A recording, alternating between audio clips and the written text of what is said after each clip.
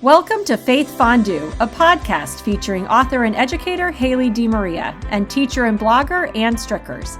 Faith Fondue features a melting pot of topics ignited by a flame, our faith, and guided by the Holy Spirit. It's the week of February 4th. This is Season 4, Episode 3. We are entering the 5th week of Ordinary Time. And Ann, we have our Super Bowl matchup, which sadly does not include my Baltimore Ravens. However, your team, the 49ers, made quite the comeback to beat the Detroit Lions, which unfortunately I think most of the country was rooting for. But welcome, Ann. What is hot this week? Yeah, that would have been an interesting episode had both of our teams been in it. That would have been kind of fun. But yeah, the Chiefs are back. But in the meantime, the Niners had the single greatest comeback. I mean, the single biggest comeback in NFC Championship history. So kudos to them and all that they did to make that happen. And yeah, you know, people, it's hard not to feel for a city like Detroit. You want, you know, it's a great story, but I don't know. Obviously, I'm on this side of things. Like, Knicks and San Francisco are not great either. I mean, we're also in the news in a different way. So There are people that are excited, and that's why we love sports, right? It gives a community and people just a cause to rally around, to chat about, to talk about. So especially kids, you know, kids in schools, people with young kids, this is maybe their first time having that Super Bowl experience, which is fun just to share and hear stories like that. So we'll see. It's going to be, you know, it's going to be a close game. I think it's a rematch from 2019 and we'll hope for the best. And on our next episode, we will have a new Super Bowl champion. Yeah, so we'll see what happens. So true. And certainly it was a heartbreaker here in Baltimore. I think most people thought we would make it to the Super Bowl. We didn't. That's why we love sport, of course, because you never know what's going to happen. But I will say, you know, growing up in Arizona, we certainly didn't have an NFL team. We didn't have a Major League Baseball team. There were no pro sports when I was growing up, and in the major sports. So it is really unique and special to be in a town that really comes together for their sports teams. And Baltimore certainly does that. I know many towns and cities do, but there is a sense of hometown pride that is very real and tangible and unique, I think, in ways, you know, sports do bring us together that way. And it's really fun to be a part of. So everyone's looking forward to baseball season and the Orioles. Yeah. But just what a neat experience to be part of this Ravens season this year.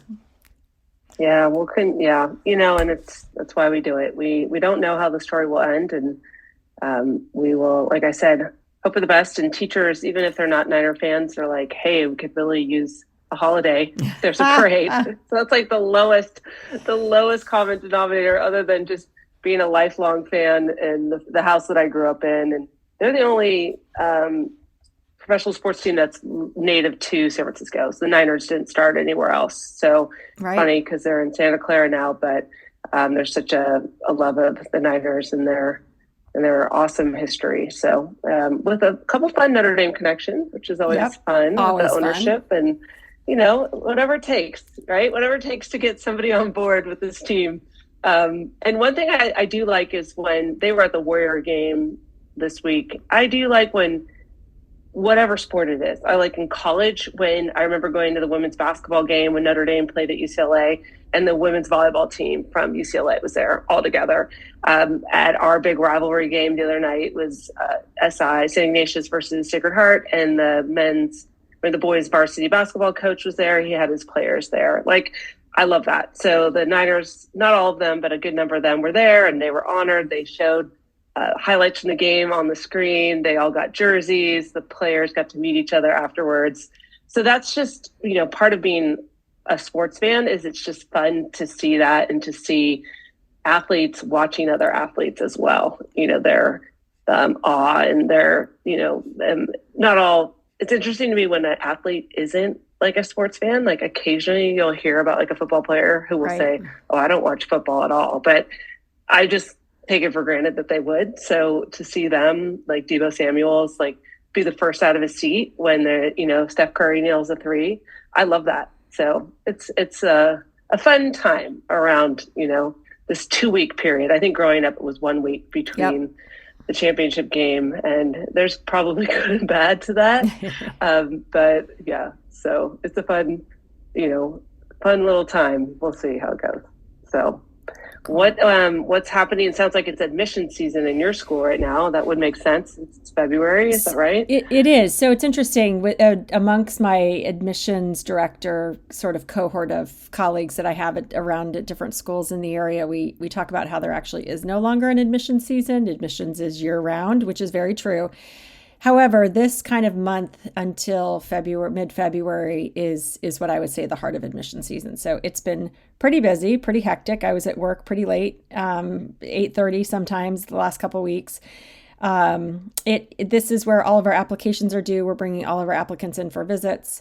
We have over 100 applications right now for our, little preschool through eighth grade school. So that's a lot of students that we're getting to know.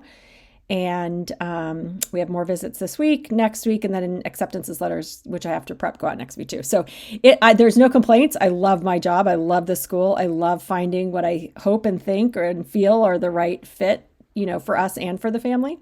But it is a busy time in a good way, but it's busy.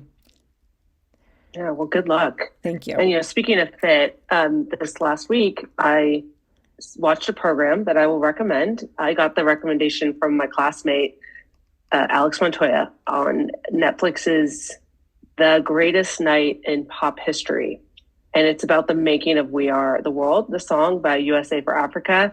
And I mentioned a fit because there's a number of solo parts of the song in addition to 50 musicians, American musicians that came together. And one of the questions was, well, why should this person go here? And why does, Kenny Rogers sing right after Paul Simon, and, Kim Carnes and Cyndi Lauper right after Huey Lewis, and Lionel Richie, who is one of the two singer-songwriters.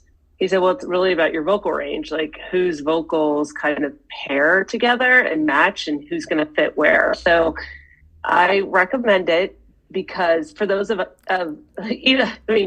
I don't know. It is not something I would show in class because for us, it's the nostalgia, right? That moment in for those of us of a 1985, certain yes. age, yes, we can say it. Yes.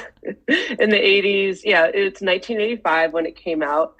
I had forgotten that the song was played when it was released at the same time throughout the world. At least that's part of what the program says. Bob Geldof had done the "Do They Know It's Christmas" for British artists as part of, was that Live Aid relief? Yep. Mm-hmm. And so Harry Belafonte had said, we need Blacks to be helping other Blacks.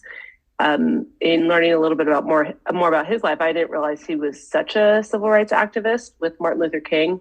So he kind of spearheaded USA for Africa, got Quincy Jones, and then collaborated with Lionel Richie and Michael Jackson to write the song in 10 days. And they recorded it the night of the American Music Awards, which is timely only because we'll probably talk about it at the end. But tonight is the Grammys, which is not the American Music Awards, but that was in Los Angeles. And so they went from the event to the recording studio, where they all recorded. And it took them literally, in the words of Lionel Richie, all night long to record it. But they did it. And the world has a beautiful song and I think a great message as a result of that fit, so to speak. Yeah, I just saw an ad for it this week, and I'm not sure why or where, but as soon as I saw it, I said to my husband, I said, we have to watch this. I mean, it's such an iconic song. I think all of us, it just takes you right back to that time when we were younger. And it's interesting to think about today, could that happen again? Could you get all these major, pop stars together to collaborate in a way that is really kind of a lack of ego? And I'm sure there's ego in this show, in the program, but just coming together for a greater good with on such short notice. I don't know. I would like to think maybe it would. But I am looking forward. I am definitely looking forward to watching that.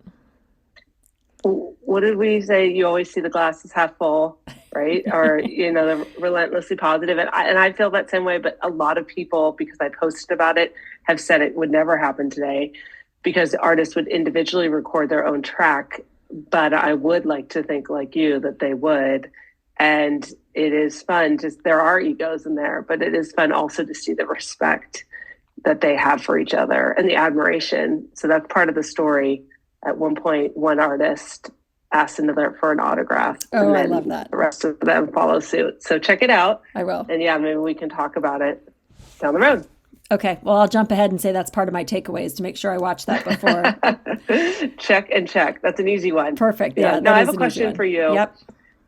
The same friend that recommended the program, Alex, said he has not felt inspired by any documentaries recently. Does that resonate with you? I don't know. I just thought that was interesting. He said, I've just been searching. I haven't had one that's, that I've been this excited about. During COVID, it might've been The Last Dance. We could probably recall some, but it was an interesting question. Yeah, that is an interesting question. And I guess my question back would be inspired in what way? Inspired as in, wow, I really want to go out and be a more faith-filled person, or wow, I'm inspired to really go out and improve myself personally in whatever context or topic the documentary is about. Is it, wow, I really want to go make a difference in the world? I'm not sure I've ever that I actually, kudos to Alex for wanting to watch something with the goal of being inspired. But I guess I would be curious to know in what way he was hoping to be inspired. So I don't, and I don't watch a lot of documentaries. I do love, like most people, sports fans, the 30 for 30 series. Of course, the Michael Jackson documentary the Michael Jordan. I'm thinking, I'm looking there is the Michael Jackson. There is the Michael Jackson, but I'm looking at the USA for Africa notes. That was not one that I think people would claim inspired them. The Michael Jordan documentary. The other MJ. Yes. I've been referring to Michael Jackson as MJ the last few days, and I do have to switch because they're both greats, but yeah, two very different stories. Very different. Yeah. Yeah. But yeah, the Michael Jordan, it's just fascinating. I don't know I would say how that inspired me. So we might have to go back to Alex and ask him what he meant by that. Yeah. No, that's a good point. What are we looking for? How are you finding it? In what way does it inspire you? There are so many sports biographies now between Beckham, the program Point Break about tennis players. It's more of a reality TV, follow sports, Formula One.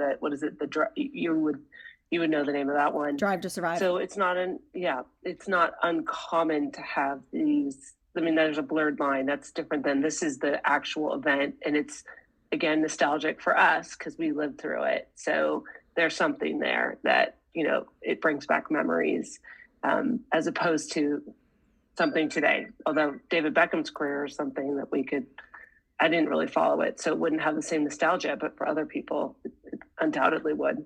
Sure. Well, so here's what we can convey to our friend Alex is he may not be able to watch our podcast, and it's not quite a documentary, but maybe he needs to listen to it and see if he's inspired by that. Done. I love it. Good. All right. So golf. Oh my gosh. You are the golfer. I am not. What's going on down at Pebble Beach? I always wish you were, Haley. I know. One of these days. No reason to get there. Yeah. Not a bad goal. It's just, there was the tournament down, that's this weekend, AT&T Pebble Beach. The winner, there's not a winner because they didn't play today because of the rain and the wind. So right now the final round is supposed to be tomorrow, but it shot a course record. He shot a 60, the all-time, in golf. And I was also thinking about this in the context of sports. 59 is such a low score. The lowest score ever on the PGA Tour was a 58. But in the mile, it was breaking the 4-minute mile, or in the marathon, breaking the 2-minute barrier. So it is just interesting how we kind of flirt with these numbers in sport. And, I hear people say, no, records are meant to be broken, right? So there's records that people set, most points, most yards, but then there's these other kind of like, it's not that it's a record, it's just kind of like the ability, like to get below a certain time, like a push oneself, or in golf, because golf is just so tricky because it's things like you can have an errant bounce in a good way, so kudos to him. Really exciting to watch, also fun just to imagine what could be. But once again, the beauty of that place, it's really hard to look away from the TV screen. I don't know if you ever feel that way, like looking at something that you're watching, but I'm like, it's so gorgeous. So maybe the aesthetic of it is part of the appeal.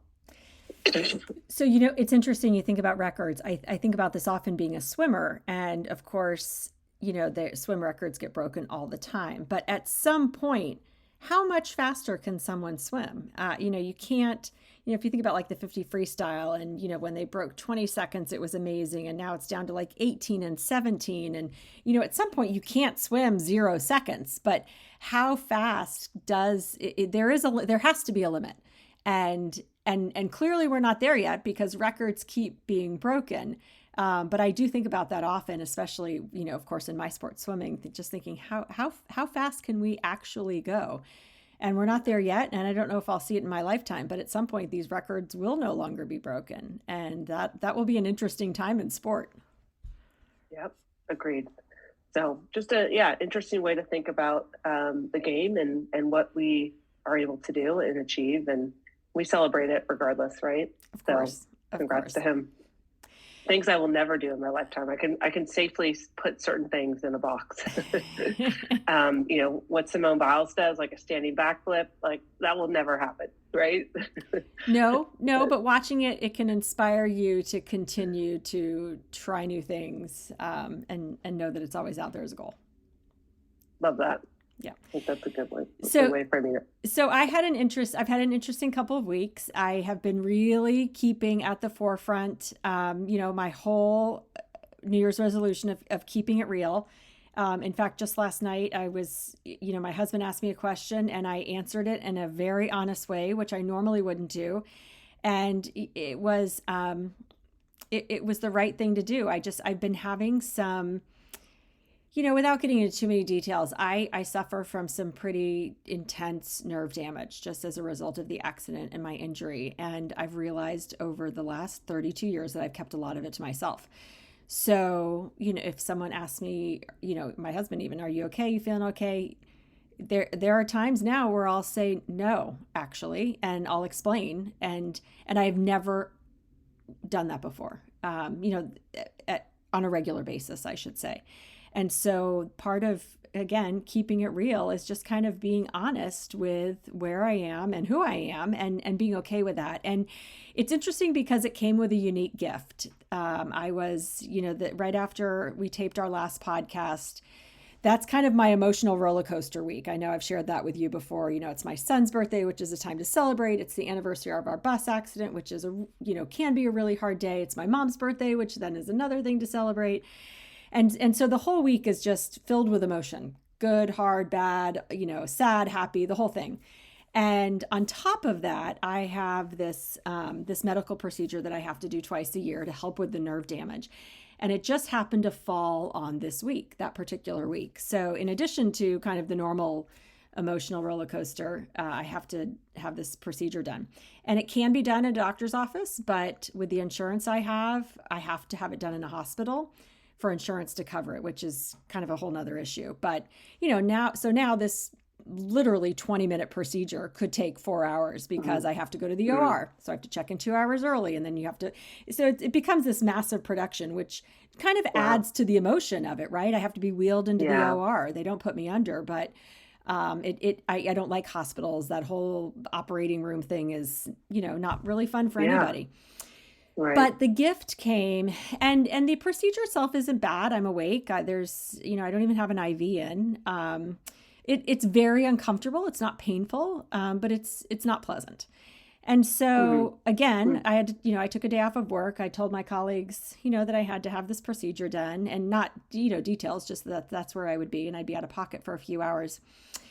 And the gift that came with it was when I did return to work, and a younger colleague who's almost 20 years younger than I am asked me how it went. I said, it was fine. It's a long day and it's not super fun, but I said, it allows me to live, this very active, healthy life that I live. And so it's worth it.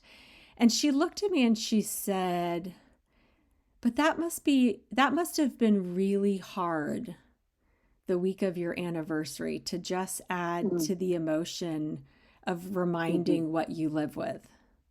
And Mm-hmm. it was such a thoughtful Mm-hmm. response. It was just, Mm-hmm. she made that connection. I mean, I certainly made that connection, like, oh, this is kind of a lot. The fact that she made that connection and recognized it and articulated it and honored it was really moving to me. And again, that all goes back to me being able to share it and just throwing it out there and saying, this is who I am and this is what I have to do. And she Mm-hmm. just brought it back. There was just a level of understanding that there Wow. is such grace in understanding. And I don't know how she would know that or understand, but Mm-hmm. just the thoughtfulness of her response was really Mm-hmm. moving to me.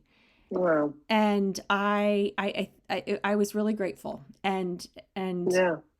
and really grateful for, again, this gift of understanding that came because Mm-hmm. I was willing to be vulnerable Mm-hmm. and Yeah. share this very personal, journey that I'm on at times, that I Yeah. for many years have kept to myself. So I share that just as a reminder that sometimes when we are our most vulnerable selves, we receive gifts and grace in ways and from people and areas that are totally unexpected. And it was a really good reminder for me, and I was very grateful for it. Nothing like great work colleagues and friends.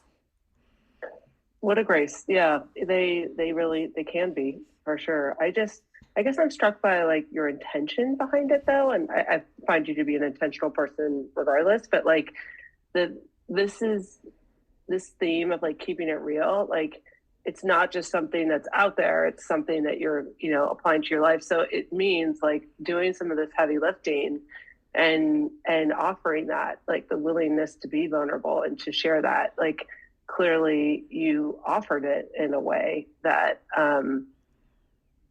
this woman had the space and she didn't have to respond the way she did, but it allowed both of you to have like it sounds like an exchange that was Mm-hmm. and you feel like you gained a lot, but I would imagine she and what she received in hearing that, she might not know that she's someone that you're sharing this with, like maybe for in a new way. So I always find like we read an article in class this week about like the point of prayer is that God can nudge us and like move us. And I just love that word of nudge.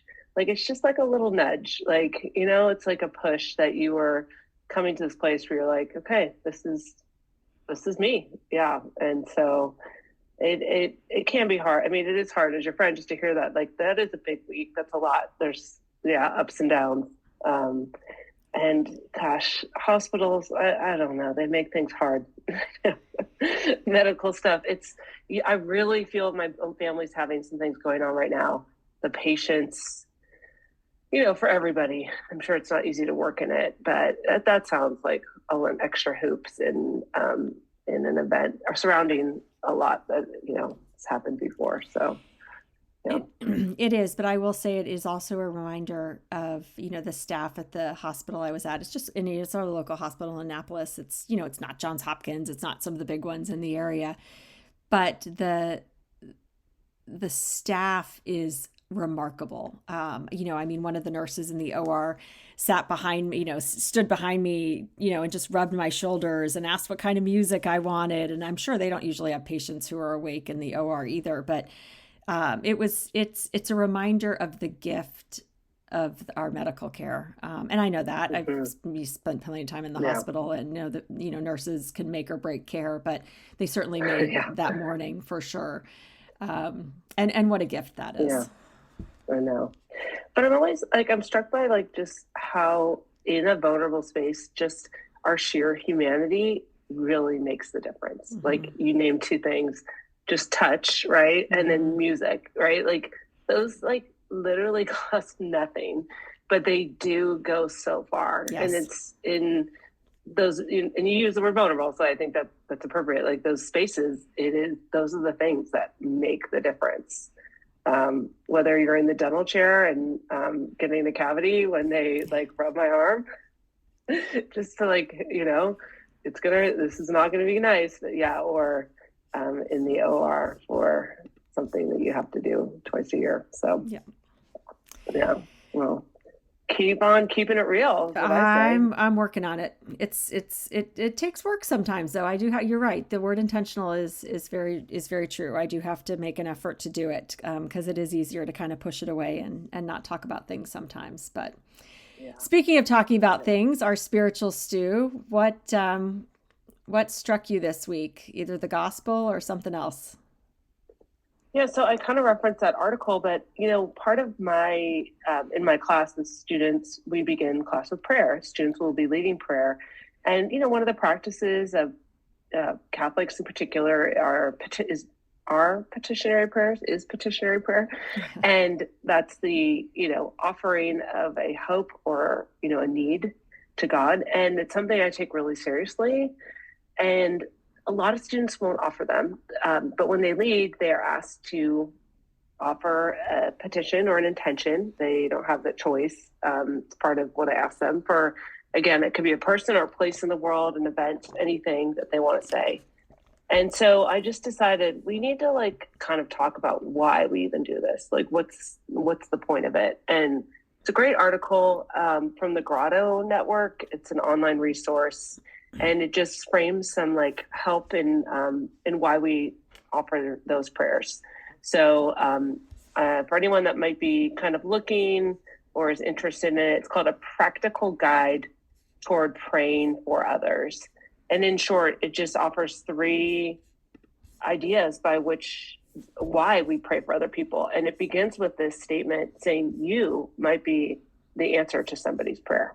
Like you might not have never thought about that, like what you've said or what you offer. And I don't know, I feel like Haley, because you've given your talk, I feel like a lot of people have, maybe kind of shared with you some personal things in that light. But any young person might be the answer to somebody's prayer. But from there, then when we pray for someone or a place in the world, just it changes our perspective. So there's a lot of suffering in the world. It can be too much. We need to give it to God, but we also need to be aware we can't like hide the reality of people in need. It gives us direction. So there's that nudge. Okay, well, maybe how do I need to respond? Or maybe, what might be the best way to just kind of reach out to someone in need?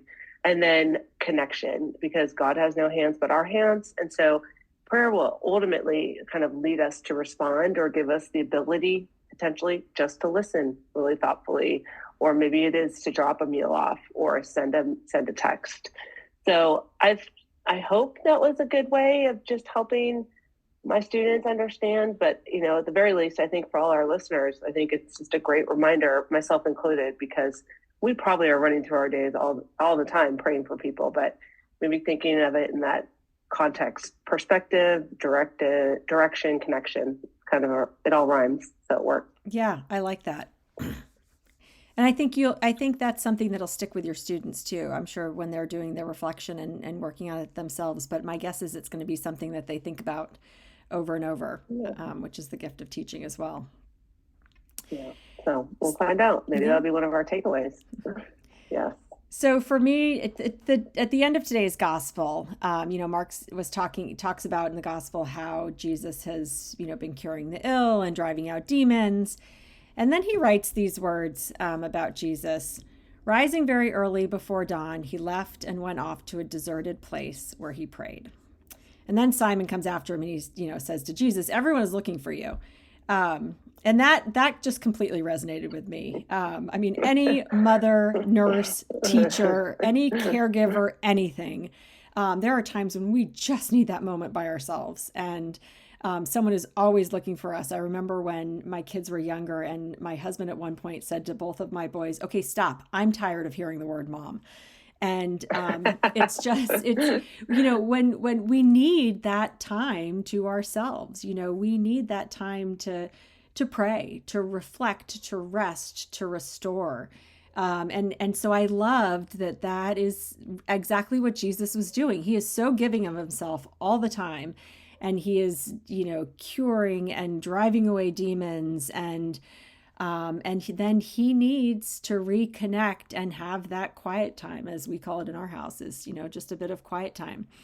And so that it made me chuckle. It resonated with me in a way that I just got. We cannot give ourselves to others in the way that we want to if we don't take time for ourselves. And that sounds like it makes perfect sense. It's not always easy to do, but again, we have to look after ourselves before we can take care of others. And clearly, this is what Jesus was telling me to do today. And so that is part of part of my takeaway. My takeaway is to make sure that I go off to my deserted place, at some point, metaphorically speaking. I need to take time for myself. I need to make sure that even in this busy week, in the midst of all of the work and everything else that needs to get done, that I do take time to pray, especially as we are gearing towards Ash Wednesday next week. To relax, to restore myself, both physically, emotionally, spiritually, so that I can do that work, so I can keep it real and have the strength to do that as well. So I love the words, also in the gospel that Jesus says, "For this purpose I have come," and I think those are the words I will take with me as we kind of close out today. Is making sure I'm resting, relaxing, going to my deserted place to pray. And then knowing that I'm coming then with this purpose of what I'm called to do.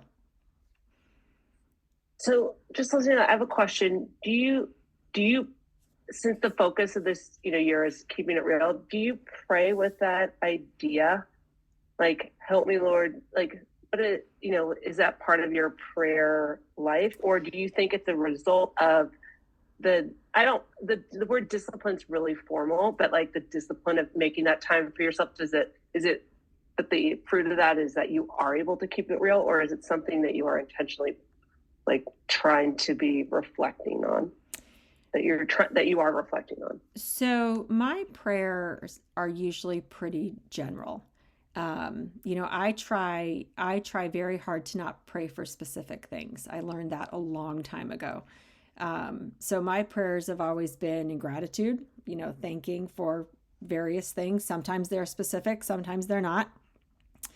And then I usually pray for, my main prayer most days is for the safety, health, and happiness of my family, my loved ones, and those they love. I feel like if we have that, if we have two of those, 2 out of 3, it's a pretty good day. So in that sense, it's pretty general. I think the intentionality of giving myself time to rest and restore is actually the only thing that would allow me to be myself and be real. And that's probably not a very good thing. It shouldn't take effort to be myself. But it can at times.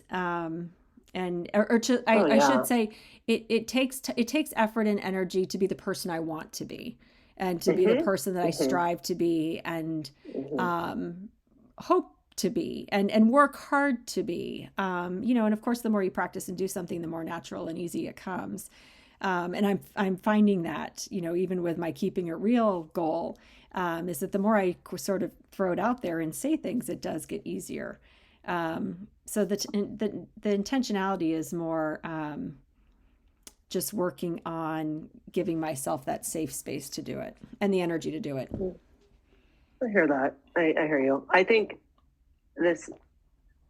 our society, though, I think we're onto something. I think it shouldn't be hard to be authentic and to be yourself. But I actually think, the paradox is that it is. There's so many masks that we wear.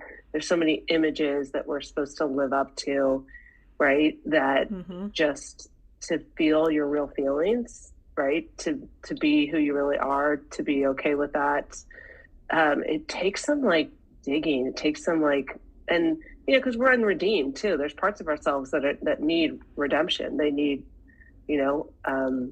cleaning out, and that's it's easier to cover that up, make excuses for things, but like to expose it and like work through things takes time. It's hard. Yes. Yeah. And then So, it also makes you really look at who you surround yourself with as well. yeah. Because it's Yep. really, it's those real people and it's those real people that you can be yourself with. And you figure that out pretty quickly.